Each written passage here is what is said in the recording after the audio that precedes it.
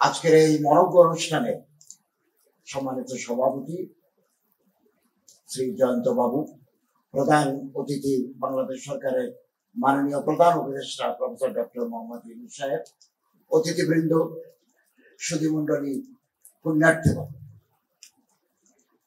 সারা বাংলাদেশে অত্যন্ত উৎসাহ উদ্দীপনা ধর্মীয় ভাব গাম্ভীর্য নিয়ে দুর্গা পূজা উদযাপনের প্রস্তুতি চলছে একেবারে পূর্ণ উদ্যোগ।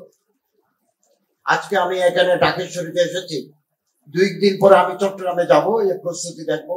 আমাদের উপদেষ্টা মন্ডলের সদস্যগণ বিভিন্ন জায়গায় গিয়ে এই প্রস্তুতি তারা পরিদর্শন করছেন, অবলোকন করছেন এবং সরকার, ধর্ম মন্ত্রণালয়, স্বরাষ্ট্র মন্ত্রণালয়ের সহযোগিতায় আমরা পুরো বাংলাদেশে জেলা প্রশাসক এবং পুলিশ অফিসারদের, এসপিদের, ল এনফোর্সিং এজেন্সিদের সহযোগিতায় যাতে নির্বিঘ্নে শান্তিপূর্ণ পরিবেশে দুর্গাপূজা উদযাপিত হয় সে ব্যবস্থা আমরা গ্রহণ করেছি।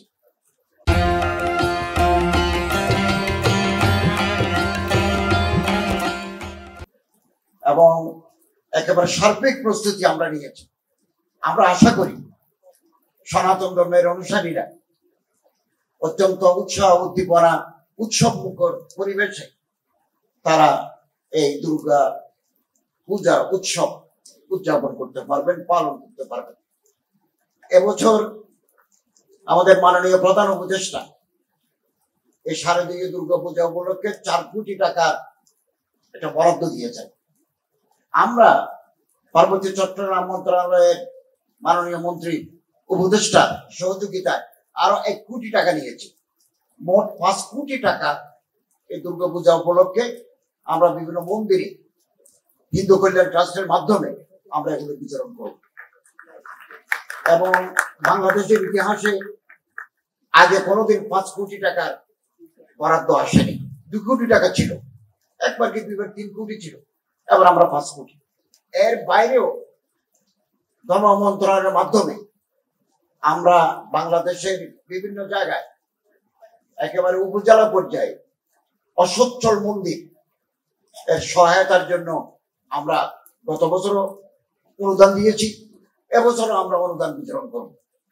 এবং হিন্দু কল্যাণ ট্রাস্টের মাননীয় ভাইস চেয়ারম্যান শ্রী তপন কুমার মজুমদারের নেতৃত্বে আমরা আপনাদের পরামর্শক্রমে পূজা কমিটি, পুজো উদযাপন পরিষদ, আরো নেতৃবৃন্দের পরামর্শক্রমে তালিকা করে আমরা এগুলো পৌঁছে দেব।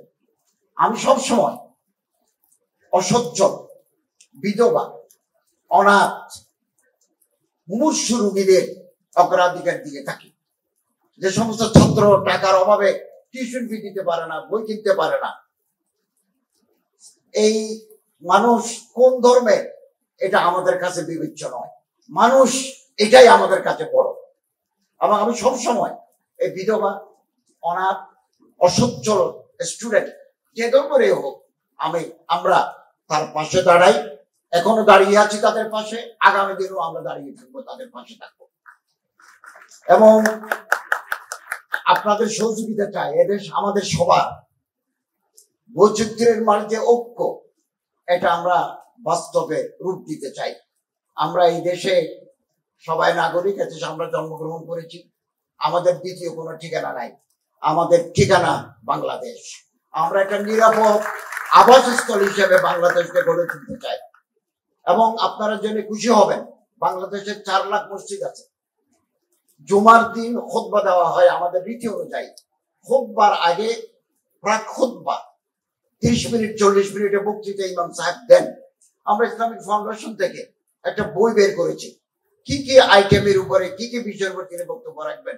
ওখানে আমরা সাম্প্রদায়িক সম্প্রীতি, সহমর্মিতা, সহিষ্ণুতা, দুঃখী মানুষের পাশে দাঁড়ানো, প্রতিবেশীর প্রতি দায়িত্ব কর্তব্য, এই টপিকস গুলো রেখেছি। ফলে বাংলাদেশে সারা বছর প্রতি মাসে 4 বার করে ইমাম সাহেব এই টপিকস গুলো মুসল্লিদের শোনান। ফলে আমাদের একটা সাম্প্রদায়িক সৌহার্দ্য, একটা কমিউনাল হারমোনি আমাদের মধ্যে বিরাজ করছে। এই দ্বারা যদি আমরা অব্যাহত রাখতে পারি তাহলে সাম্প্রদায়িকতার বিষ বাষ্প এই দেশের পরিবেশকে বিঘ্নিত করতে পারবে না।